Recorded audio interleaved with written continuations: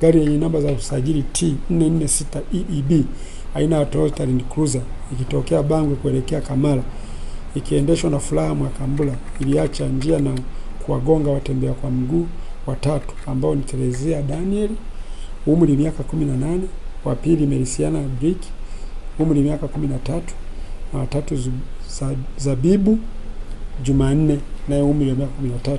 Wote hawa ni wanafunzi wa shule ya msingi ya Kitanganyika ambayo iko manispaa ya halmashauri ya Kigoma Ujiji na kusababisha vifo kwao, na pia dereva wa gari hiyo alipata maumivu, majeraha makali na amelazwa hospitali ya Rufaa Maweni.